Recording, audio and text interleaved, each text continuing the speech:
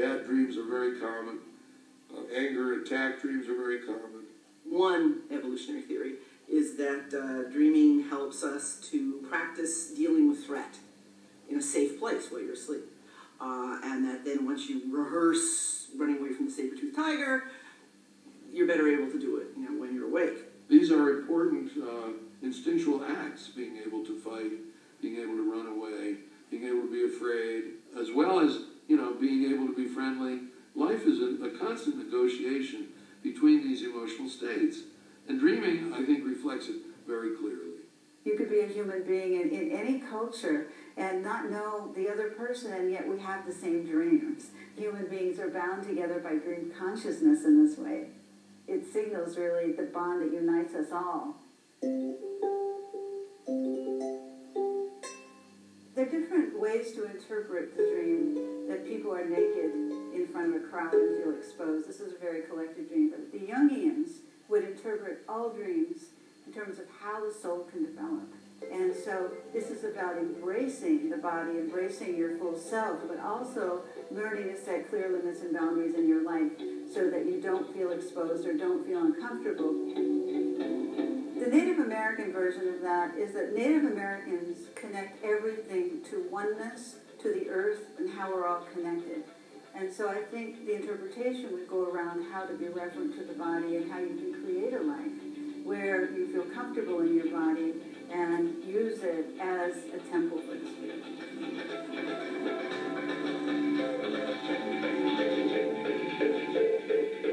I kept having this repetitive dream, and I had no idea why, but it was just me alone in the dark, and I used to see a silhouette of a man, and I never saw his face, and he was always kind of far from me, until one day he just appeared right in front of me still.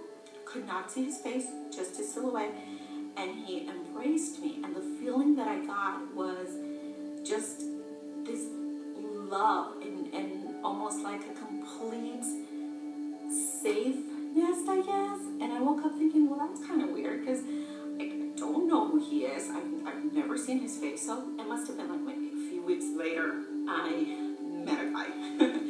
And our first kiss was exactly what I had seen and felt in the dream. Maybe something or someone was telling me, hey, you're going to meet that one guy.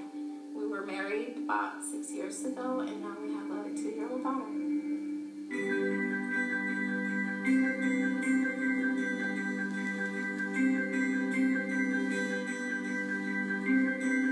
Emotions obviously drive a lot of our being, and REM sleep dreaming is the time when we try to regulate that. I've certainly dreamt about my dad after he died. It's certainly very nice to see somebody who you've lost again in the dream state. And I think partly that's one of the benefits of dreaming, is that it allows us to experience positive things as well as negative things. I dream quite a bit about people who are gone. A very close friend of mine came to me in this dream, and it was as if we hadn't lost him yet. And we were hanging out, and I remembered, oh, that's right, Chad died. I thought, oh, well, this is my opportunity to save my friend. And I remember grabbing Chad by the hand and saying, I have to get you to the doctor, because this is the second chance. I feel like we have a second chance. I have a chance to save you, and I don't want this to get away. And then finally he said, I appreciate that you're trying to get me to the doctor, but it's not going to make any difference. My dreams are so real that they can be very upsetting when I wake up and I realize that all of the things that I thought were possible, they're not.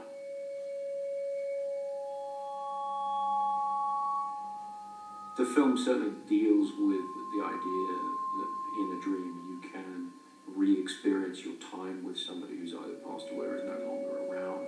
There's a sequence in how memories put together this startling new information he's dead with all of this history of wonderful interactions with my dad. Memories do that by initially making a mistake. Oh, hey, wait a minute, he's alive. Well, no, he's dead. And eventually, over time, we put together the he's dead with the memories of the love that he had. That's what REM sleep or dreams do.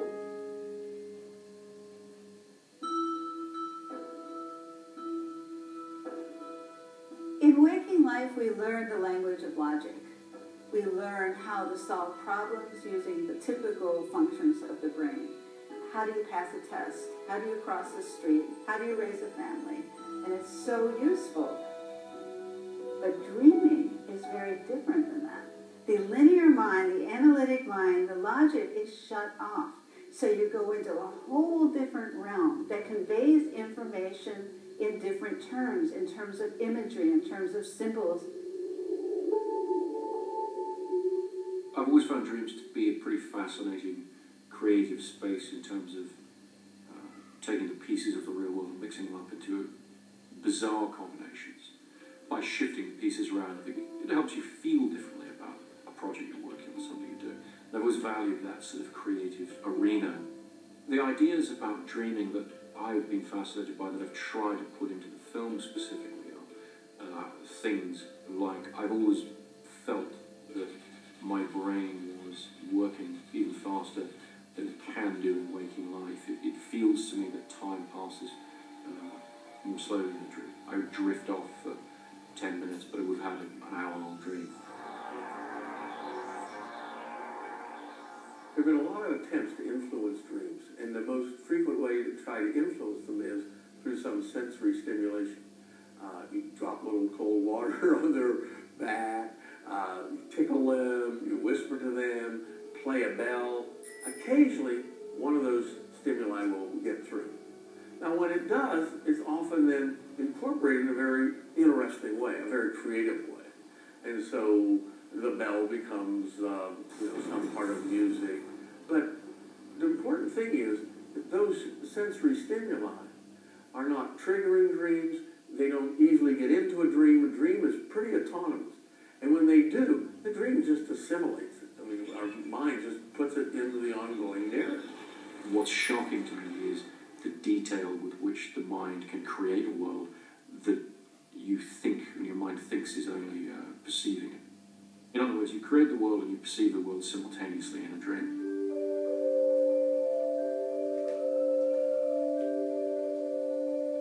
Everything you dream is you. It's something that you're making. Anything you see, anything you hear, you've created that. Or anybody you talk to, that's you playing that character in your dreams. It's just something I identify a lot with because I play all sorts of different characters all the time. It's like what I do for a living. And the notion that when I encounter somebody in my dreams, I'm not just encountering somebody else. In fact, I'm sort of talking to myself, playing somebody else. And to me, that creation of a world on a subconscious level that you're able to experience as reality, that speaks volumes about the infinite potential of the human mind. But the brain has a mind of its own. The brain is a filmmaker. The brain shoots, rolls, directs, script writes, edits, does everything all at once, automatically, every single night. Have you ever heard music in a dream? Well, you were making that music. You were composing it and performing it all at once in your dream. There are some musicians who have said, I have dreamed new tunes. And in one case, the person woke up and he said, wow, that was great. Wonder if I ever heard that. And he played it, and then he played it for his friends, and they hadn't heard it. And he decided, maybe I dreamed that. And his name was Paul McCartney, and the song is Yesterday.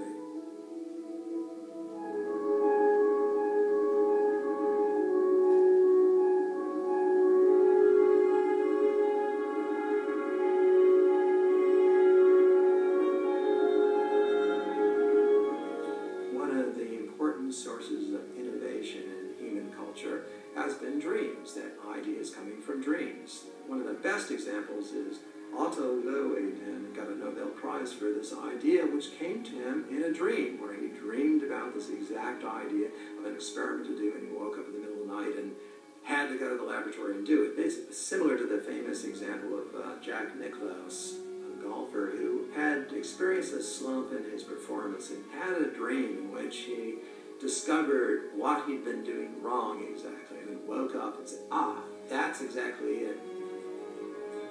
if I'm learning a part, I can only study so much before it's not useful anymore and I have to go away from it. Especially if I sleep on it and come back to it, I'll just know it. The brain is working on stuff even when your conscious individual ego self isn't telling it to.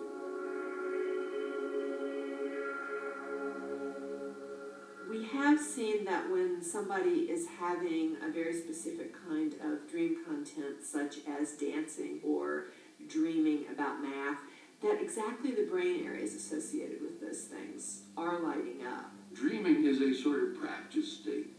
You're running the programs for waking. When an animal is learning something very definable, like moving through a maze, you can measure the pattern in the brain. And then we've seen that the animal will show that exact same pattern in its REM periods. So the assumption is that the animal is dreaming of going through the maze correctly. If you learn a task and you sleep, especially in REM, you're likely to do better when you retest. That's a very important concept, that REM sleep is probably responsible for retaining a learned task, but also improving its skill.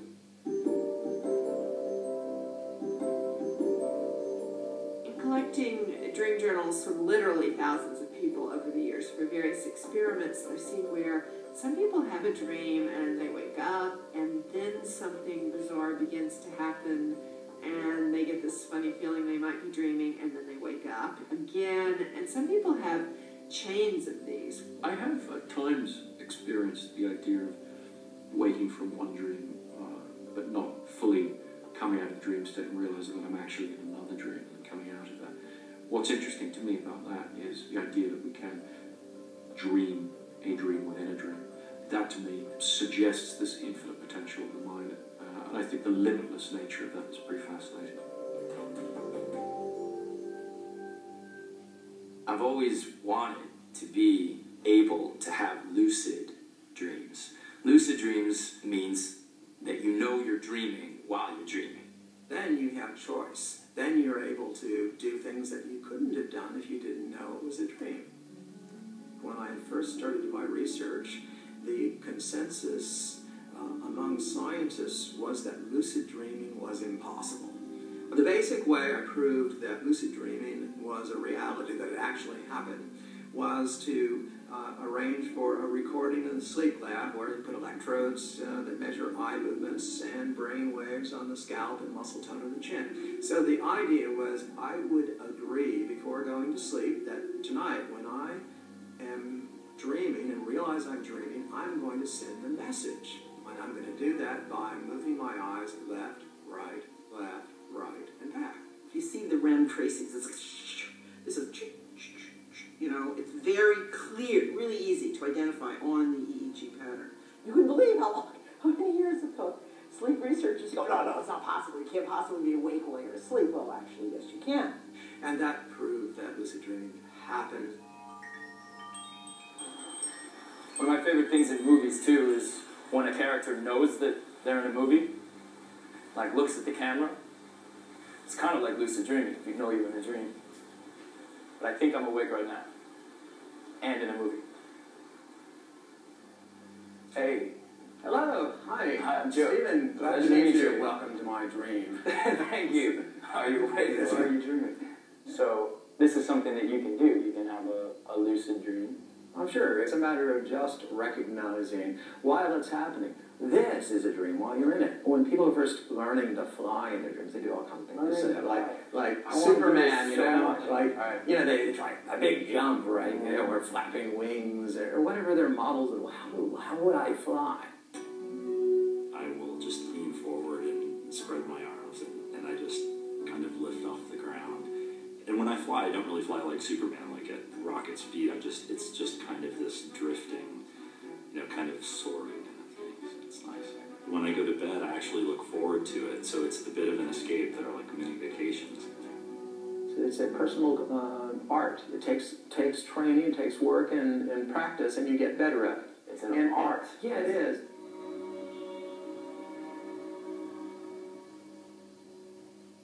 Usually it'll start off where I don't know I'm dreaming, and I will go through it for a while, and then something will happen, like an event.